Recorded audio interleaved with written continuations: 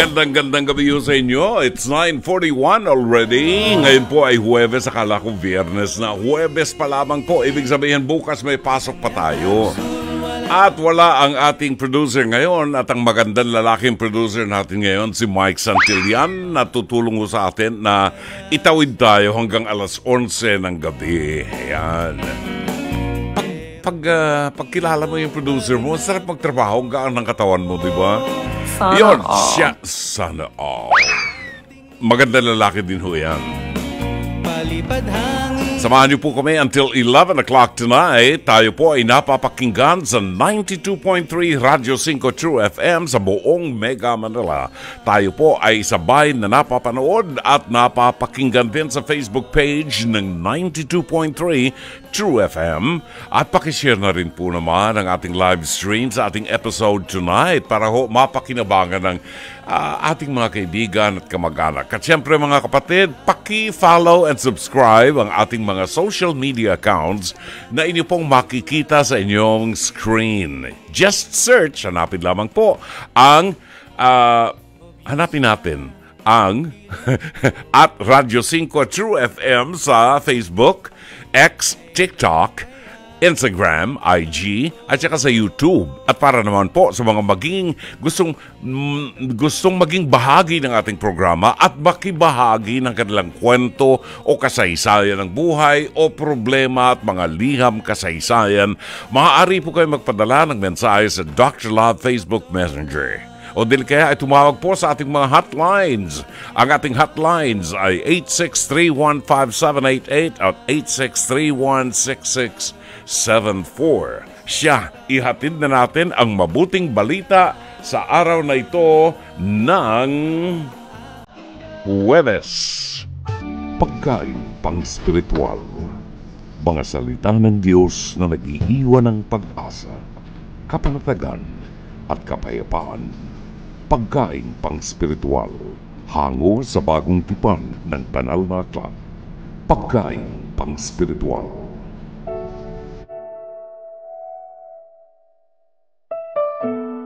Narito ang ating pagkain pang-spiritual para sa araw na ito ng Huwebes, ika-6 ng buwan ng Hunyo. Ang mabuting balita ay matatagpuan sa 12 kabanata ng Ebanghelyo sang-ayon kay San Marcos, talata 28 hanggang 34.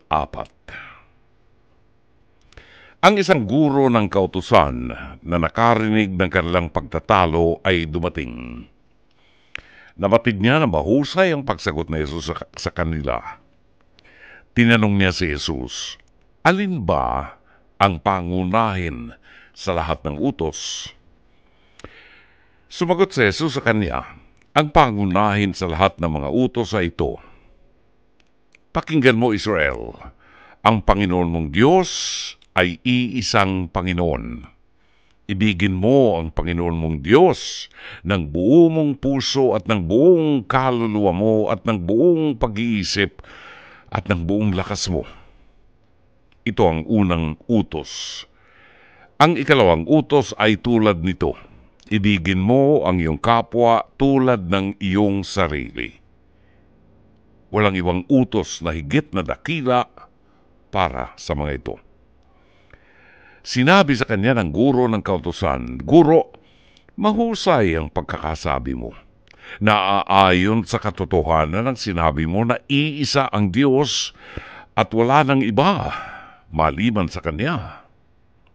Tama ka nang sabihin mo, ibigin siya ng buong puso at ng buong pangunawa at ng buong kaluluwa at ng buong lakas. At ibigin mo ang iyong kapwa katulad sa iyong sarili.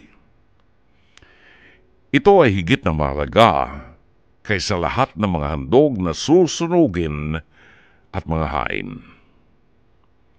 Nang makita ni Jesus na sumagot siyang may katalinuhan, sinabi niya ang mga ito sa kanya, hindi ka malayo sa paghahari ng Diyos. Mula noon ay wala nang naglakas loob na magtanong sa kanya. Kilo na mga kapatid ang mabuting balita ng Panginoon. pagkain pang-spiritual, mga salita ng Diyos na nag-iiwan ng pag-asa, kapanatagan at kapayapaan. Pagkain pang-spiritual, hango sa bagong tipan ng banal na aklat. Pagkain pang-spiritual.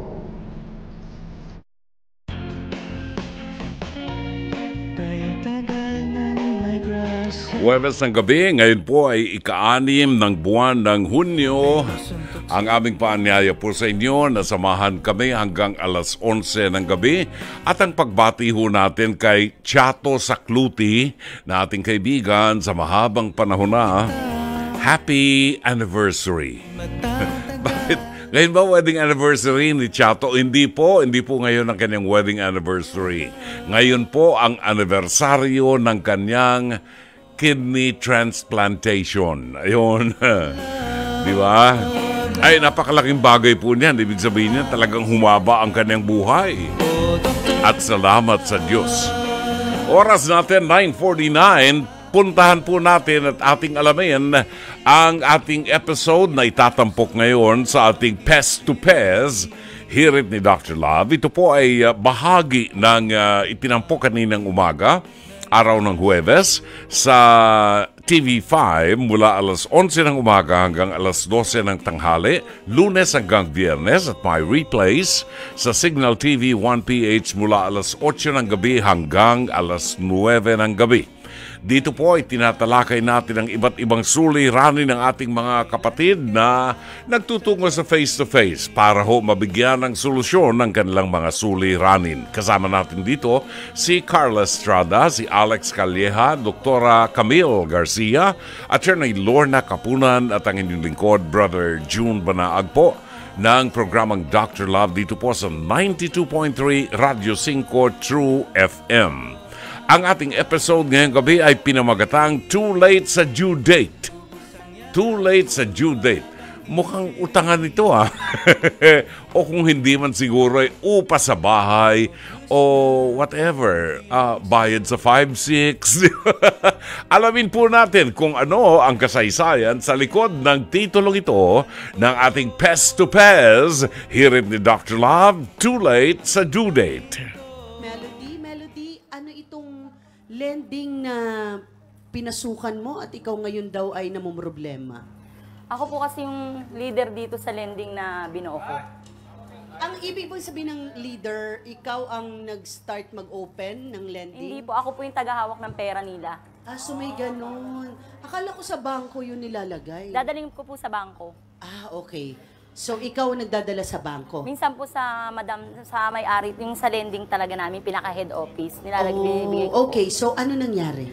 Kasi po, ng grupo po na yan kasi, kulang. Sabi ko dun sa leader ng lending namin kung pwede ipasok lalaki, kasi puro babae yan usually.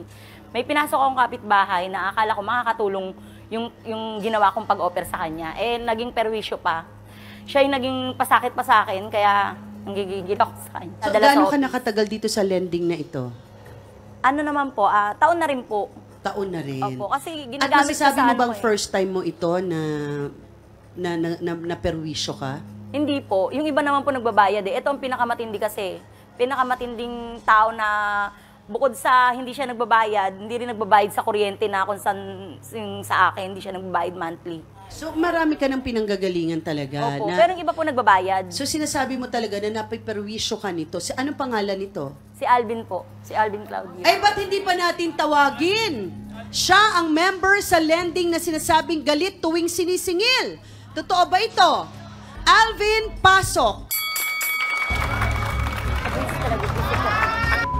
Ang mukha mo? Ang kapal na mukha mo. Kuya Alvin, diretsahang tanong, bakit totoo ba na ikaw ay nagagalit pag ikaw ay sinisingil? Hindi, kasi ma'am, ito kasi sinusugod ako dun sa, doon sa pilahan Pinapahiya ako Dapat lang yun. Dapat bang ipahiya mo dapat sa lang konting yun. pera lang na yan? Gaano ka konting pera? Ano ba ang hindi mo mabayaran sa lending na yan? Hulog po ma'am, kasi po may mga anak din po kasi akong nahihirapan hindi. din po. Magkano ba ang utang niya, Ate Melody? Ang first loan po namin is 8. Tapos po, weekly po, 740. Dapat kung hindi niya kayang bayaran, hindi ka na lang dapat sumali. Dapat tinanggihan mo na lang. Pero dapat kinakausap mo ako ng maayos, Hindi, paano nga kausap? Hindi ka nga nagpapakita, di ba?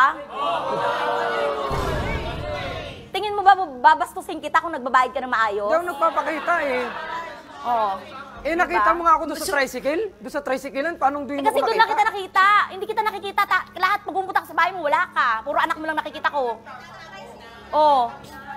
Hindi, Ngayon nga lang kita nakita ikaw ba ay nagtatago, Alvin? Hindi, ma'am eh. Hindi naman po kami naglalaro ng tago-taguan eh. Ba't naman po ako magtatago? Okay, Pati due sa date ng bagay, may kuryente. katwirang ka Ma'am, due doon. date ng kuryente, hindi ka rin nagpapakita. Pero pag hindi bayaran ng kuryente, nakikita kita. Oo. So, bukod sa lending, Alvin, ikaw din daw ay may utang sa kuryente. Sa akin po yung nakakabit Totoo eh. ba? Kasi naawa lang sa mga anak niya Ma'am, eh. dahil po na, ano po ako, nagkasakit po ako, nawalan din po ako ng trabaho. So, Extra kung lang. wala kang trabaho, bakit ka nangutang? Alam mo, hindi ka makakabayad. Kala ko makakatulong sa abuhayan nila eh. Tapos Ano yun nga nangyayari ba, Ate Melody? Matagal mo na ba siyang pala. kapitbahay? Opo. Hindi, kahit sa ibang lugar, nakikita ko na po siya. Sa ibang bahay, palipat-lipat siya. Pero doon din po sa lugar namin. Okay, so bakit nagtiwala ka? Alam mo, Hindi, alam mo nakiusap bang... po yan sa akin eh. Kasi may maliit niyang anak. Dahil wala po silang kuryente rin. Sabi ko, sige, sasali kita para makabayad ka sa akin. Sabi ko sa kanya. Hindi rin pa nakabayad. O, saan din alam mo yung pera? Yung Saan mo bunganga mo dinala? kasi, iba rin kasi yung bunganga mo. Hindi. Pagka, Mali ganun. yun. Maling ginagawa mo. Dapat makiusap ka sa akin, Ate Mel, Hindi. wala pa akong pambayad ng ganyan-ganyan ganun. Dapat sinasabi mo sa akin, hindi yung nagtatago ka pag oras na ng bayaran. Ilan ba anak mo, Alvin? Dalawa po. Dalawa. So, ikaw ba ay may sakit? Nagkasakit po ako. Anong naging sakit mo? Yung sa baga po. Nagka-TB ka? Hindi naman po, tubig lang po. Pero Nagkatubig ka sa nagamot din baga. Okay. So, alam mo ba yon, Ate Melody? Hindi po. Hindi ko naman alam buhay niyan eh. Hindi ko na alam niyan, tsura niyan. Hindi ko alam buhay mo. Basta tinulungan lang kita. Dapat magbayad ka. Ganun lang yun. Kasi nagtiwala ako sa'yo. po. Sobrang ganda mo naman, di ba? Di ba? May mga ganun tao. Yung tinutulungan mo na. Ikaw pang Ano masama. ka, buwisit artistahin? Di ba? Okay. Kita pa rin tayo, napakasinungaling mo talaga, ha? Gigigil ako sa'yo, ha? Ate Diana, ano naman ang reklamo mo dito kay Alvin? Ma'am, umalis po kasi siya dun sa bahay na inuupahan nila. Hindi po siya nagbayad ng kuryente. 5 months po.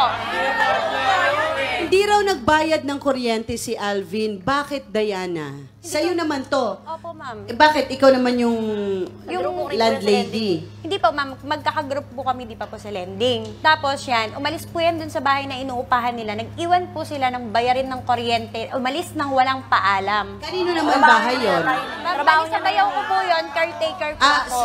Sa bayaw mo, caretaker ka. So, bakit Alvin, iniwan mo yung bahay ng... May asawa ka ba? Meron po. Okay, bakit iniwan nyo daw? Totoo ba to? Iniwan ang bahay na walang kuryente. Hindi po, ma'am. Sinungaling din yan eh. Uy, ang kapal ang mukha mo! Alam ko yun! Ang kapal ang mukha nito! Uy, alam ko yun! Number 1 chismosa rin to sa amin eh. Uy, alam ko yun! Na hindi ka nagbayad ng kuryente sa kanya, oy! Baka chismosa Okay, ka, pero talaga ba? kung totoo na hindi ka nakakabayad, Alvin, paano sila naging chismosa?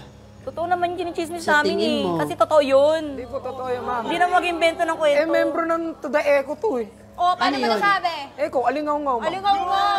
Kasi nabi mo mga kasi hindi ka nga marunong makipag-usap na maayos. Ay, Para naku, kang baliw, Alvin. dapat sa'yo mental. Ayos na si Alvin. Dapat mo mental Matindi kami. si Alvin. Ha? Hindi po eh. Ano? Hindi ka marunong magbayad ng utang Dapat- mo, tapos ganyan ka. Dapat ano, Ate Melody? Mental po, pasok. Ipasok sa mental? Ay, ikaw nagsabi niyan. Mental. Ba't mo naman ako dadalhin sa mental? Di pa naman nasisira ulo ko. Ikaw naman. Grabe ka naman. Bakit gusto mo siyang madala sa mental, Ate Melody? Ba't mo sinasabing chismosa? Ang chismis yung walang katotohanan. May katotohanan naman yung sinasabi sa'yo. Tanggapin mo. Dapat nagpapakumbaba ka rin at nakikiusap. Dati magkaaway kayo. Ngayon magkakampi na kayo. Natural yun sa lending yun eh. Kasi sila, nagbabayad sila ng maayos sa akin. Inintriga pa yung Umaharap dalawa. sila. Pag-aawayin pa yung Hindi, dalawa. umaharap po kasi sila eh. Ba't mo kami pag-aawayin? Eto, nagbabayad rin ng utang sa lending, pero Kasi- nagbabayad naman kasi. Hindi Ate. gaya mo. Ano ba talaga Sabi ko totoo sa sa'yo, inyo? huwag mo nang pakabitin ng kuryente. Parehas Di kayong marunong bayabas eh. magbayad, Oo di nga. ba? Oo nga, kasi nga Pakabitin mo nakiusap pa nga eh. sa akin. Ma'am, nakiusap po kasi sa akin. Kaya kahit sinasabi niya na huwag kabitan ng kuryente, kinabitan ko pa rin dahil sa maganda nga makiusap. Puro So puro pakiusap lang. Ganun ang nangyayari, puro pakiusap lang. Hindi ka ba kinabahan na alam mo na ang nangyari kay Diana na hindi na bayaran yung kabilang Kasi po bahay? maayos po siya makiusap eh. Hindi Tapos ako may anak po nagbabayad kasi ng yan kuryente. eh. Pero may ilaw at may kuryente pa rin ako hanggang ngayon. Eh syempre naawa nga ako sa'yo, di ba? Naawa daw si Melody Naawa ko sa'yo, sa'yo, akin na Alvin. makipag-usap ka. Eh ngayon nga lang kita nakita eh. Buti nga may face to face o nakita kita. Hindi kayo magkikita. Nagtatago ka nga eh. It's a lending, hindi naman ha? Pero kung sugurin mo ako doon, para kang walang ya. Gusto mo, umaling kita pag naniningil ako? Nakikita lang natin yung katayuan ng mga mahihirap na Pilipino, yung poverty, no? Mga biktima tayo ng kahirapan. Pero yung pinag-uusapan natin dito ng mga lending, kung legit na lending, protektado yan at governed yan ng central bank. Pati yung mga tubo niyan, kontrolado ng central bank yan. Kay Alvin, hello Alvin, sa buhay natin kahit mahirap tayo, hindi tayo po pwedeng sumuko. No? Pag ganyan ang ugali mo, kapag nangutang ka at parang galit ka na sa pinagkautangan mo pag sinisingil ka, mauubos ang magpapautang sa'yo. Kahit Bombay, magsasawa. Kaya pag-aralan mo rin, may dalawa kang anak, may asawa ka ba? Buhay bang asawa mo o kinakasama, live-in lang? No? Asawa ko po. Asawa mo talaga. Okay, hindi po pwede yung ganitong buhay lang. Lalo tayo mga lalaki, tayo ang sandalan ng mga may bahay natin at ng ating mga anak. Hindi po pwede yung uutang ka para lang mapagtakpan mo yung kakulangan mo ngayon. Pag siningil ka, magagalit ka, ay mauubos ang sources ng magpapautang sa'yo. Ang solusyon dito, tingnan mo, balansin mo ang income at saka expenses mo. Kaya mo yan, no? Pag nakita mong mababa ang income, mas mataas ang expenses, doble trabaho, doble kayod. Kailangan mo. Walang tutulong sa'yo kundi ang sarili mo, no? Iayos mo ang buhay mo dahil mauubusan ka ng kaibigan pag ganyan ka. Salamat, Mama Carla. Salamat din sa iyo, Brother June. Yan po ngayon ang aral natin. Pag may utang, babayaran. Kasi naman po ito si Alvin, tinatakbuhan. Halimbawa, umuupa sa bahay. Wala na siyang pang-upa sa bahay. Pagdating ng gabi, tatakbo, lilipat. Nang walang sabi-sabi, bigla na lang mawawala. Paano yung nakonsumo nila sa kuryente, sa Meralco? At saka, on the other hand, ito naman po panawagan din sa mga katulad ni Melody na nagpapagamit sa mga quote-and-unquote mga lending institution daw. Pag-aralan po ninyo kapag ang lending po 5-6 o mataas pa, illegal po yan. Kung yan po ay illegal katulad nung sinasabi ni Melody, may pagkakataon po na maaaring managot kayo sa batas at habulin kayo ng ating gobyerno. Kung meron po kayong ideas o comments or suggestions or whatever, pwede kayong magpadala sa comment section ng ating Facebook live stream 92.3 True FM o kaya sa Facebook page Messenger ng Dr. Love or pwede yung tumawag sa 863-15788 at 863-16674. Babalik ang palatuntunang Dr. Love Radio Show ganap ng alas 10:02. Ang tinig po ni Dionne Warwick nagbukas sa pangalawang bahagi ng ating palatuntunan, I Get a Kick Out of You. 16 na minuto makalipas po ang alas 10 ng gabi. Oh, Dr. Love. Baka meron kayong komentaryo sa ating Pest to Pest. Hirit ni Dr. Love, maaari kayo magpadala ng inyong mga messages, komentaryo, pagbate, whatever, liham, kasaysayan, problema na gusto nyong idulog sa ating palatuntunan. Padala po ninyo sa comment section ng ating Facebook live stream ng 92.3 True FM o sa Facebook Messenger ng Dr. Love. O tumawag po kayo sa ating hotlines 863-15788 at 863-16674. Pero torpedo pa rin ako. Tunghayin natin yung mga text messages ng ating mga kapatid, mga doctor lovers po natin na nakatutok sa ating programa. Ito po ang kanilang mga feedback, mga reaksyon sa ating Pest to Pest. Hirit ni Dr. Love sa pagbabalik ni Mike. Ayun. Ito ho ang mga comments nila. Si Lina ho ng Plaridel, Bulacan, sabi niya, pag nangutang, matuto kang magbayad. Hindi po pinupulot ang pera ng pinautang sa'yo. Pinaghirapan nilang kitain yan. Ang dami mong dahilan, ikaw pa matapang. Magpakahinahon ka, Alvin, bago ako mainis sa'yo. Obvious na ang Alam niyo, hindi yung F5-6 yan illegal yan usury yan bawal yan. Hindi po yun ang issue. Ang issue dito, umutang ka at nakinabang ka dun sa tao. So, wag nating ilayo ang issue.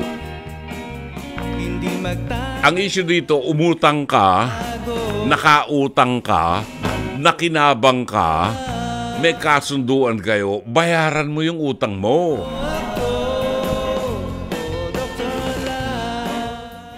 Alright, tingnan natin yung ilan. Okay. Etong isa, galit na galit sa mangungutang na hindi nagbabayad dito. Puntahan ho natin ang San Fernando, La Union na narito ho at babati sa atin ang isang maganda, mapagpala at maulang gabi sa iyo, brother. Si Aling Sister Aling Lourdes ng San Fernando, La Union. Aling Lourdes, ano ba apelido mo? Isang mabiyaya at mapagpalang maulang gabi sa iyo, brother. Yun nga, sabi ko. Naulan ba dyan sa La Union? Yes po. Ay, talaga? Opo, maulan na nga po talaga. Kanina pang hapon. Di maganda. Madidilig ang mga halaman natin. Opo, malamig na tapos yung mga halaman po sumigla. Ay talaga? Opo. Wow. Mabuti yan kasi matutulungan naman yung mga tubig natin sa dam, di ba? Opo. Oo. Aling Lourdes, ano ba apelido mo? Osinar po. Osinar. Okinawa? Osinar. Orsinar. Yes po. Aling Lourdes Osinar. Osinar-N. Talaga? Opo. Wow, magaling. Anong probinsya po kayo talaga? Samar po. Samar. Yes po, waray-waray. Waray-waray, pastilan. Oo. Waray-waray pala. Okay, sige. Ay, kamag-anak mo si Carla Estrada. Ay, bakit po? Ay, kamag-anak kababayan mo. Waray-waray siya Opo. Diyan sa may Leyte, Tacloban, yan, yung area na yan. Villarreal po ako. Ang alin? Yung aking pinanggalingan, Villarreal. Sa Villarreal, sa Samar. Oo. Opo. Western. Oo. Kumusta naman ang mga nangungutang sa Samar? Ay, naku yun nga po ang utang kalimutan. Opo, pagka nakapangutang ay magpapakasaya. Pagka nangungutang, upod ng bait. Opo. Pero pagka nakuha na yung nila, ay ang alin? Ang hirap-hirap pong singilin. Oo. Nagtatago.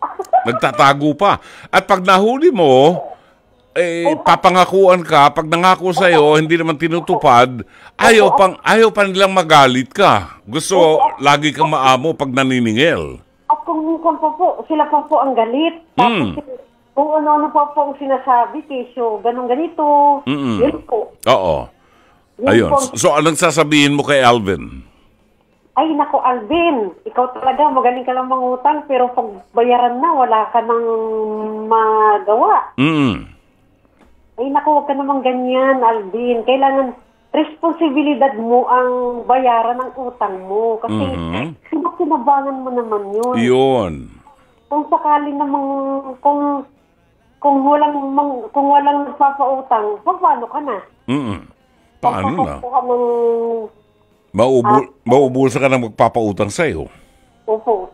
Kasi, ang sabi nila, kapag daw po, pinauutang ka, nagtitiwala sa'yo ang tao. Kaya, yes, of course. ako naman, anuhin yung kanilang pagtitiwala. Ito naman si Alvin kasi may ugali ito na uupa ng bahay. Pagkatapos, pag walang pambayad sa upa ng bahay, iiwanan ng bahay, aalis sa gabi, iiwanan ng bahay, pati yung mga bill ng Meralco, ng naiwan din. Paano yung may-ari ng bahay? Ay, pangit po. Yung pangit, hindi po magandang pag-uugali. Sino po? Si Alvin? Si Alvin ang pangit? Opo. Oo.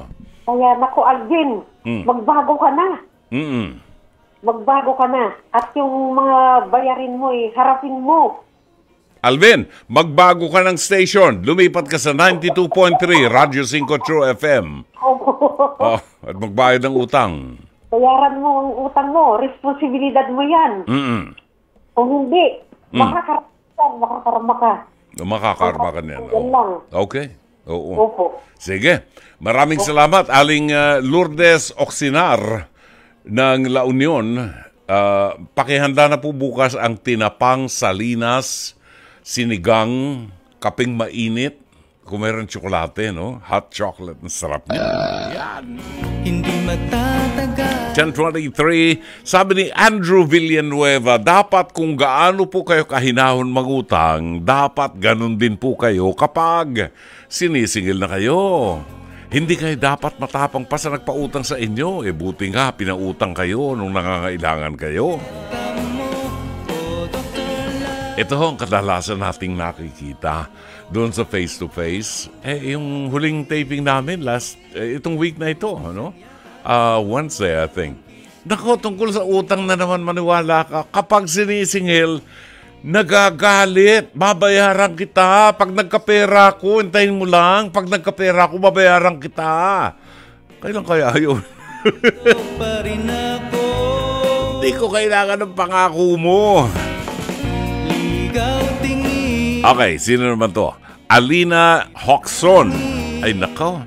Kaya ako nadadalang magpautang kasi hindi marunong magbayad. Ang mali ko naman kasi nagpapautang ako kesyo daw gipit. Ako naman maawain. Kasi nga kung nangangailangan naman talaga, di ba? Matuto tayo magbayad. Yan. Ito naman si Lanza Bilyon. Wag niyong hamunin si Lanza Bilyon. Kapag kayo nangutang sa kanya at hindi nyo binayaran yan, pagbibigyan kayo niyan 2-3 beses, pang-4 na beses na, igagawa kayo niya ng tula. Di ba? Gagawa kayo ng tula niyan. At babasahin niyan tulang yan, ipe-perform niyan sa Dr. Love sa Monday. Di ba? Lanza Bilyon. Sabi ni Lanza Bilyon, matuto na lang kasing makiusap, matutong magpakumbaba at makiusap ng maayos. Ganun lang kasimple yun. Humble yourself doon sa pinagkakautangan mo dahil wala kang pambayad naman kunayo ka. Pag nangungutang, siguruhin na meron tayong pambayad. Lori Feria ng Flores ay nag-text sa atin, ang utang ay utang, ang bigay ay bigay. Mangutang ka, magbayad ka. Hindi naman niya pinulot lang yung pera kung saan lang na pinahiram sa'yo. Hindi kanya pinahiram nang mangutang ka, kaya magbayad ka. Hindi kanya pinahirapan nung mangutang ka, kaya magbayad ka, sabi ni Lori. Buhat naman po sa Seattle, Washington. Pasalamat ka, Alvin. Sabi ni Shari Picho, pasalamat ka, Alvin. At may mga tao nagtitiwala pa sa'yo at nagpapahiram pa. Dapat makiusap ng mabuti at huwag kang bastos na hindi mo sila harapin ng maayos. Mas lalo, mas lalo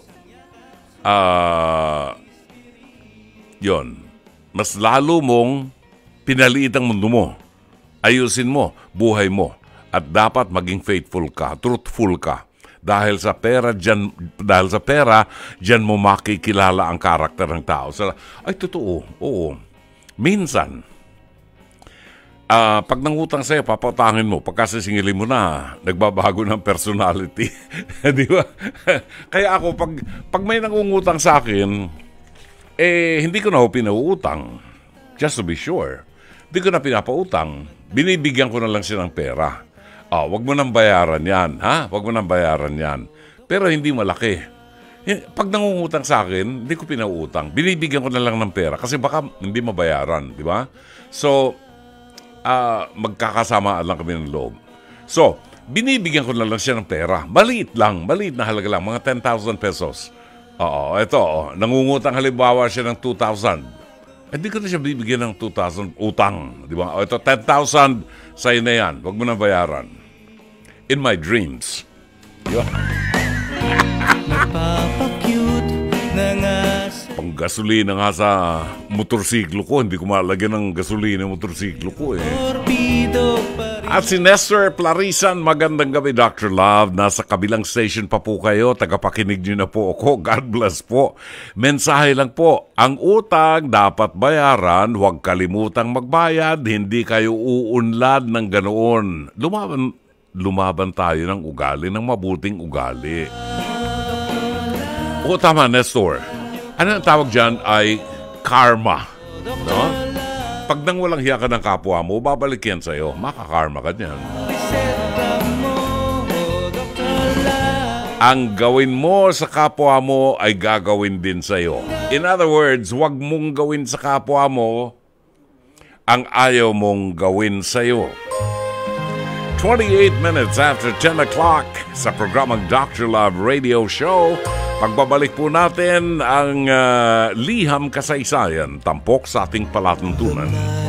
Ang ating oras, ganat ng alas 10:34 ng gabi. Bago natin tunghayan ang liham kasaysayan, padala sa ating palatuntunan, acknowledge ko lamang po ang ating mga tinanggap na mga mensahe buhat sa ating mga listeners, kay Roberto Ignacio ng Pasay City. Pakibati naman po yung dating guro at SPED administrator na si Ava Briones kasi ika-47 kaarawan po niya sa langit ngayon. Nagkakaarawan pa ba? Nagba-birthday po ba sa langit? Nagba-birthday po ba sa langit? Ayan yung gospel kahapon, di ba? Huwag ninyong isipin na ang buhay natin sa lupa ay katulad ng buhay sa langit. Yung mga mag-asawa na mga natsugi na, mga nangamatay na dito sa lupa, pagdating sa langit, although magkakilala sila, hindi na po nila itinuturing na mag-asawa sila.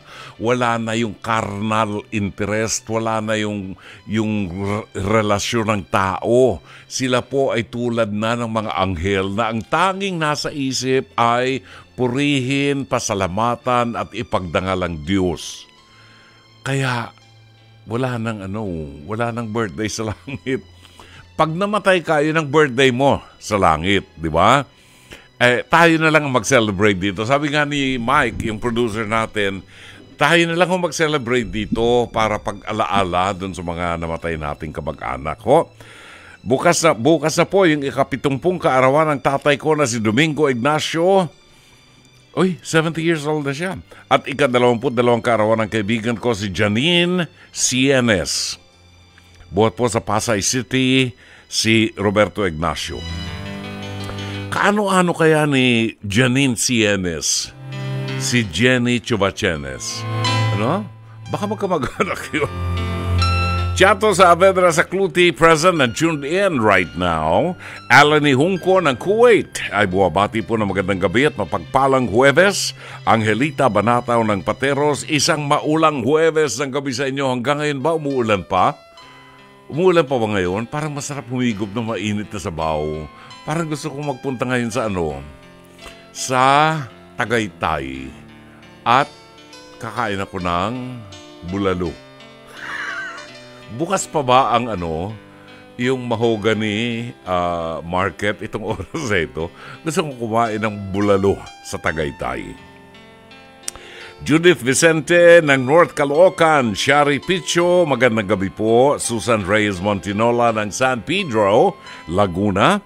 Gigi Alindogan, ang kaibigan natin, Gigi Alindogan. At si Kuti Mercado, Lina Ho, watching from Plaridel, Bulacan. Al Villaflor ng San Pedro, Laguna. Marvin Riabad, bumabati po buhat sa North Caloocan sa kanyang nobya na si Architect Marian Bernadette Villero dahil nagtatampo at hindi ko raw siya nababati sa radyo. O yan, Architect Marian Bernadette Villero, Binati ka na ho ng 2 beses ni Marvin Riobad. Evelyn Fortunado, magandang gabi ng Real Quezon. Dorina Villaruz Figueroa ng Gagalangin, Tondo, Manila. Ay naku, may mainit na issue sa Tondo, Manila. Yung kaibigan kong pare, si Father Al. Si Father Al, kaibigan kong pare dyan sa Tondo, sinibak ng CBCP. Tinanggal sa pagkapare at inalisan si Father Al ng faculties. Ibig sabihin, hindi siya pwedeng gumanap ng anumang sakramento na sa simbahang Romano-Katoliko anywhere in the world. Kapag ginawa niya yun, illicit ang kanyang sakramento. Bakit ginagawa yan sa pare? Kapag ang pare ay may matinding kasalanan sa simbahan, kasalanan sa Diyos, at kasalanan sa kanyang obispo. So yung mga kaibigan natin dyan sa Tondo, Manila, ang huling balita po natin, si Father Al ay sinibak sa pwesto bilang kura paroko ng inyong parokya at pinalitan po ng administrative team na ipinadala ni Cardinal Jose Advincula. Ang isa sa mga dahilan, isa lamang sa mga dahilan kung bakit di umano tinanggal si Father Al dyan sa Tondo, hindi ko matandaan anong pangalan, Santi, hindi ko matandaan ang kanyang apelido, pero naging guest priest namin yan doon sa Taguig. Ang tawag ko sa kanya si Father Vilma Santos. Kasi pag nagmimisa yan, lagi may hawak na panyo, no? Panyo na kulay pula. At pag nag-homily, bumabati yan sa amin ng magandang araw sa inyo. Sumainyo ang Panginoon, sabi niya. Ganon. Kaibigan ko yan. Tahimik na pari yan doon sa Taguig. Naging guest priest namin. Sinibak po siya ng CBCP sa kadahilanan na hindi po siya disobedient siya sa kanyang obispo. Disobedient sa obispo. Alam nyo, yung pagiging disobedient sa obispo, napakalaking kasalanan po yan sa isang pare. Labag po yan sa canon law. At siya po ay tinanggalan ng faculties ng kanyang obispo. Ibig sabihin ay hindi na siya pwedeng magmisa, hindi na siya pwedeng gumanap ng anumang sakramento, tanggal na ang pagkapari niya. Well, pari pa rin siya. Pari pa rin siya hanggang kamatayan. Oo, kung mapunta siya sa langit, pari siya sa langit. Kung mapunta siya sa impyerno, pari sa impyerno. Yan.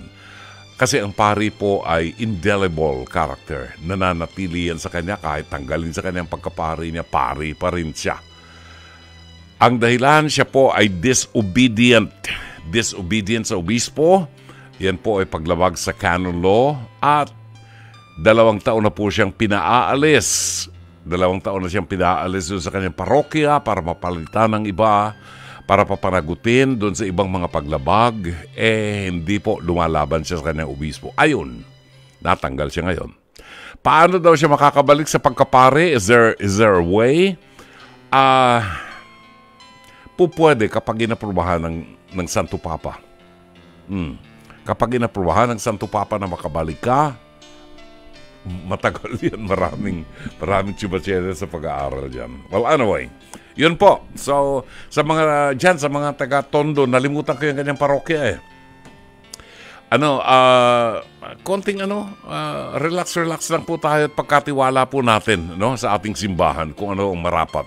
Pag sinabihan ka kasi ng obispo mo, nakasasakop sa kanya si Cardinal Jose, anong pangalan? Yung Archbishop of Manila, Advincula. Yon. 2 taon pinaalis, ayaw umalis lumalaban sa obispo niya. Ayun, kaya ganyan ang nangyari. Magandang gabi at happy listening kay Yek Lopena. Ngayong araw na ito ay inilibing po ang kanyang ama, ang aming pakikiramay muli. Riza Templado, kay Mariví Viola, Myra Bulisay Lee, Roy Bulisay, Elizabeth Villa Gonzalo na malakas daw ang ulang kanina. Amadeo Giorgio Gonzalez ng Davao City, Alfred Saban, at ang aking kapatid Dr. Elmer Punzalan, Undersecretary ng Department of Health. Natawagan na kaya ang aking kapatid na Dr. Elmer Punzalan, Mike? para ma-schedule sa interview dito sa ating programa. Alamin natin ha, para gusto kong makita uli yung aking kapatid at ma-schedule ang interview. Alamin natin ang kanyang mga plans in the near future. 10:42 ang tumpak na oras. Narito ang liham kasaysayan na ating tutunghayan. Good evening po, Dr. Love. Tawagin niyo lamang po ako sa pangalang Cecil. Ako po ay tubong Isabela, pero naninirahan dito sa Quezon City since the 90s. Meron po akong 4 na anak. Lahat po ay nakapagtapos na. Actually, kagagraduate lamang po ng aming bunso. Hindi ko alam kung ako lang ba ang may ganitong problema bilang magulang, pero isi-share ko na rin po sa inyo para matulungan kami ng mister ko. Sa pananaw namin bilang mga magulang, may katigasan ng ulo ang anak naming bunso. Kadalasan, parang ipinamukha niya sa amin na alam na niya ang lahat, na kahit simpleng payo o pagpapaalaala lamang, naiinis na siya. Tapos nang tinanong namin siya kung ano ang plano niya after graduation, sinabi niyang ayaw niya munang magtrabaho o maghanap ng trabaho. Gusto raw niya munang magpahinga for her mental health. 2 months ago, nagulat po ako, Dr. Love, kaming mag-asawa, dahil nagpatato po siya sa dibdib at braso at nagpalagay ng mga piercing sa tenga. Hindi naman sa pinagbabawalan namin siya to express herself, kahit ayaw namin na magpatato siya, pero sana man lamang po nagsabi muna siya sa amin. Dagdag pa rito, gumagamit din po siya ng vape. Dr. Love, hindi naman kami nagkulang sa kanya ng pagbibigay ng atensyon at pagmamahal bilang mga magulang. Ganito na ba ang kabataan ngayon? Ito ba yung tinatawag nilang millennial o Gen Z? Generation gap lang po ba ito, Dr. Love? Pero kahit ganoon, naniniwala pa rin kami na mayroong dapat respeto at kahit anong generation kakabilang. Nakakapagod din naman minsan umunawa sa anak, Dr. Love. Hindi rin namin alam if we both failed as parents sa bunso namin. Sana maliwanagan po kami tungkol sa sitwasyong ito, Dr. Love. Thank you so much sa inyo at sa inyong programa. Sana makatulong din po ito sa mga magulang na may ganitong pinagdadaanan sa kanilang mga anak. God bless po sa inyo, Dr. Love. Gumagalang, Cecil ng Quezon City.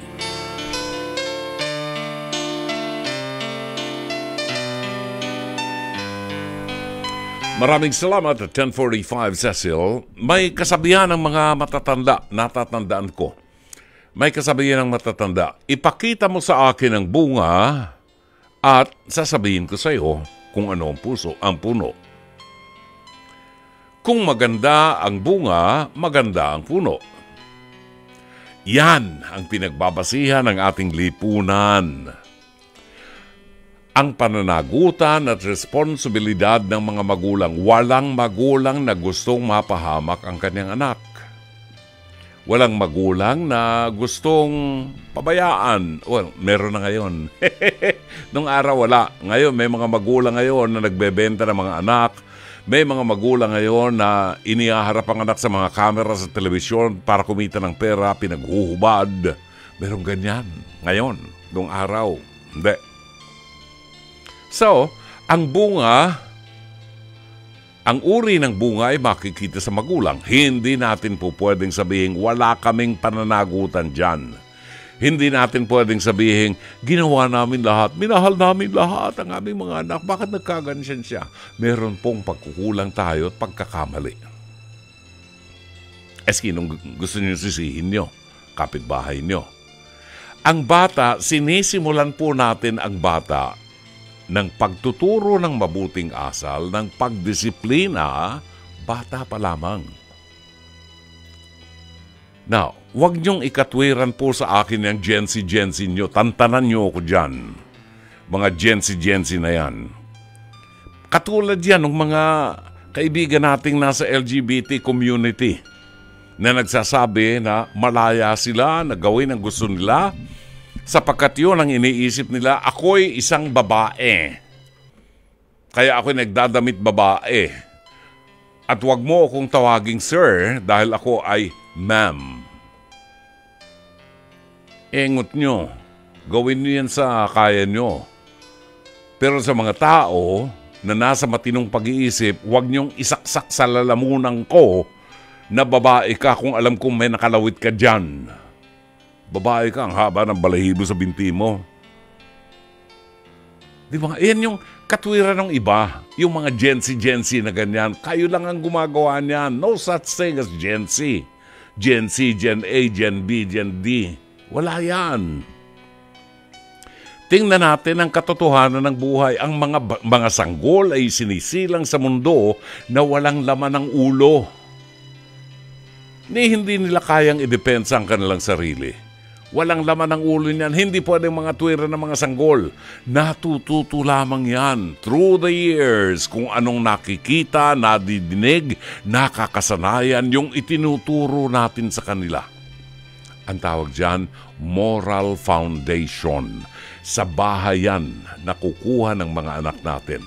Moral foundation. Kapag matatag ang moral foundation ng bata, paglabas niyan sa bahay, pagpasok sa eskwelahan, kutakot-takot na ng mga iba-ibang mga pananaw sa buhay ang makakaharap niyan. At diyan, kung matatag ang kanyang moral foundation, ligtas yan sa anumang influensya. I don't know kung sasang-ayon kayo. Pero, ang mga batang may matatag na moral foundation sa bahay, kahit i-expose mo sa labas, maliwanag ang isip niyang magdesisyon. Di ba? Okay, now, tingnan natin yung kanyang problema. Siguro nga, talagang ito lang ang anak mo na nagkaroon ng ganyang problema. Naging bastos, matigas ang ulo, ayaw makinig sa mga magulang, ganyan. Kasi yung iba siguro ng mga anak mo talagang nabantayan ang gusto.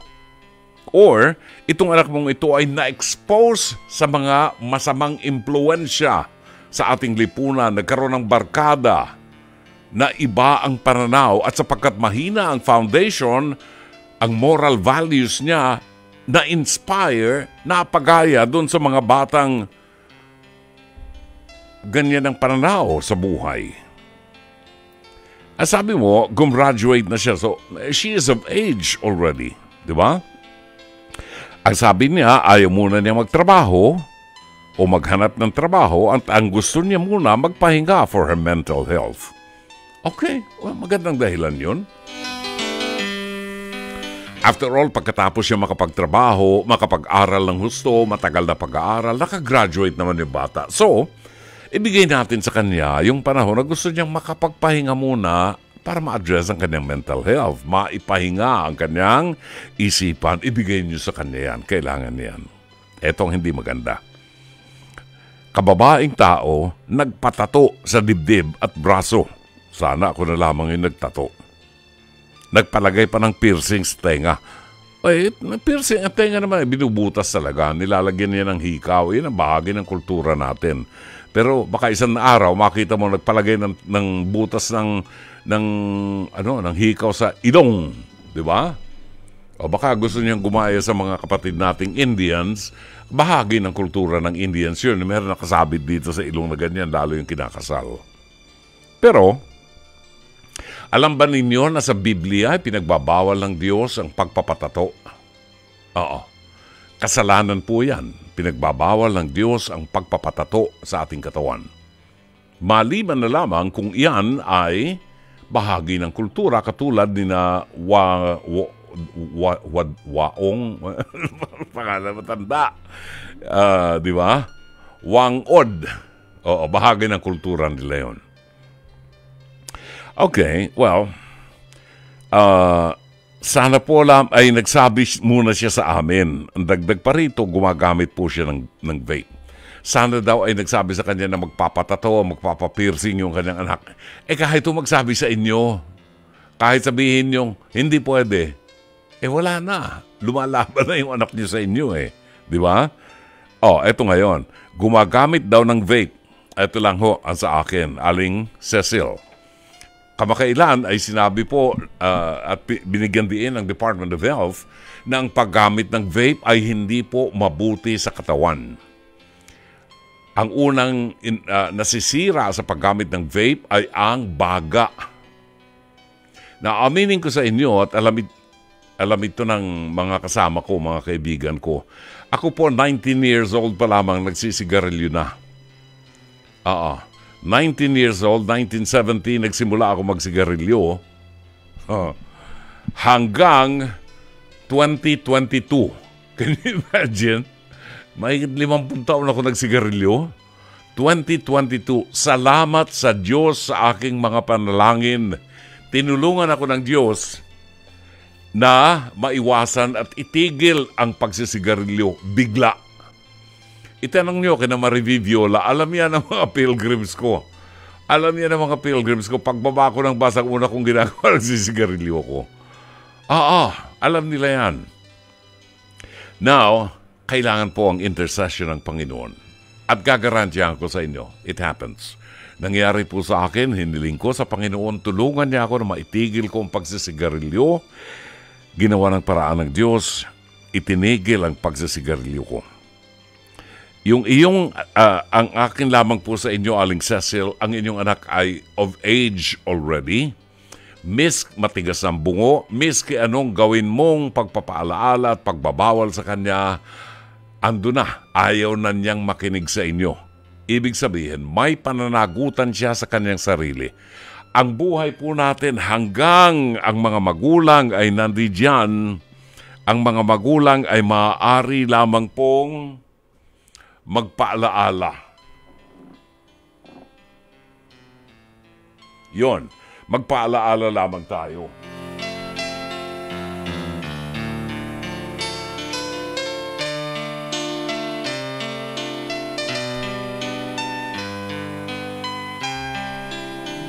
Hindi ho natin kasi po pwedeng sa habang panahon ay kontrolin ang ating mga anak. Ipaliwanag niyo lamang po sa kanya na anuman ang inyong desisyon, anuman ang inyong gawin, tanging para sa kanyang kabutihan ang pinaplano ninyo at ipinangangaral sa kanya. Kung ayaw niyang tanggapin yon, siya po ang mananagot sa kanyang mga gawain at pagkilos sa buhay. Sana'y natulungan ka ng palatuntunang ito. As always, Dr. Love. Sa pamagitan po ng awiting ito, pansamantala magpapaalam po ang inyong lingkod. Paalala lang namin, bukas po ay Biyernes. Bukas po ang kafiestahan ng kabanal-banalang puso ni Jesus. No? So, mag-alay tayo ng konting panalangin para sa ating pamilya, para sa ating mga anak, at ilapit po natin sa kabanal-banalang puso ni Jesus. Until tomorrow at 9:30 until 11 o'clock in the evening, maraming salamat sa inyo. Sa ngalan po ng ating General Manager ng Nation Broadcasting, Raul de la Cruz, ang head ng ating Programming and Production, Alvin Maanyo, Operations Manager, Cherry Baile, ang ating producer, si Jake Bacod, na pansamantala ay pinalitan po ng uod ng gandang lalaking si Mike Santillan. Sa ngalan ni Director Sheikh Mamaril, Technician Rome Ortigas, ang ating ORAD Operator Mike Santillan, PA at Avid Operator Mike Bulayog. Ito po naman si Brother June Banag, OP, pansamantalang magpapaalam. Magandang gabi, maraming salamat. Shalom Aleichem.